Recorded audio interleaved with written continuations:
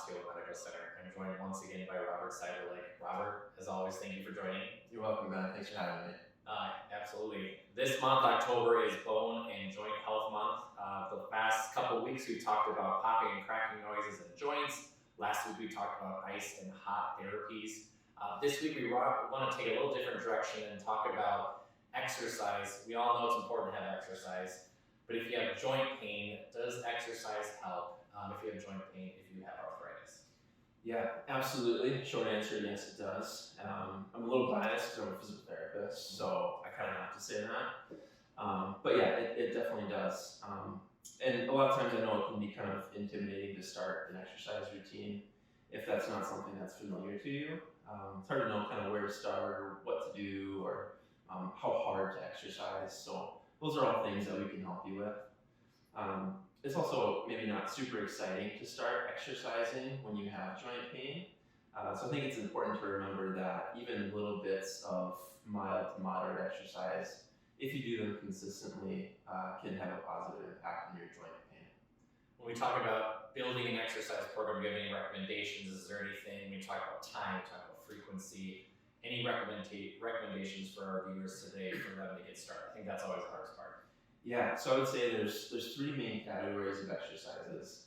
You have your range of motion exercises, your strengthening exercises, and then aerobic exercises also. And all three of those would be important components of your exercise routine. For range of motion, I think, with arthritis, kind of a hallmark is stiffness in your joints. So it's really important to get your joints moving through a full range of motion. And really you can do this with minimal or no equipment.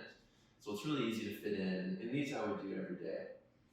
It depends on what joint, obviously, is that you're affected by. For strengthening, those you need some resistance usually to help build strength in the muscle. So using bands or ankle weights or other forms of resistance. These I would maybe kind of ease into a little bit more gently than your range of motion exercises. If you jump in too quickly, you can get some soreness, which isn't necessarily a bad thing, as long as you can kind of differentiate that soreness as true muscle soreness versus pain. Okay. And then the last bit, the aerobic exercise, that's really just anything that gets your heart rate up. And a low impact activity will be better tolerated than something more aggressive.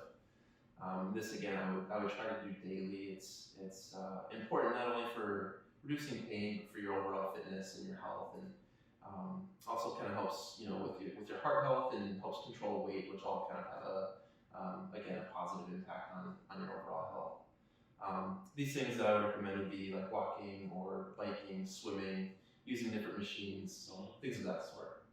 Yeah, I think people underestimate just walking can help. I know there's an element of increasing your heart rate, so there's that component of it, but I think anytime starting a routine, it's beneficial to start that walking routine and then build from there. So last question when it comes to joint pain and being arthritis, say you're working out for a couple of weeks and you still continue to have that pain, is it just something you push through? Is it something to continue to monitor? How would you sort of bring our viewers along in terms of that journey? Hey, I'm feeling stronger, but I'm still having this joint pain. What would you recommend?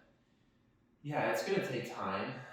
Arthritis is a process that really starts and kind of continues on for your whole life. And so exercise isn't going to be something that takes it away right away. It should, over time though, maybe after a month or a month and a half of consistent exercise, you should start to see some of those benefits.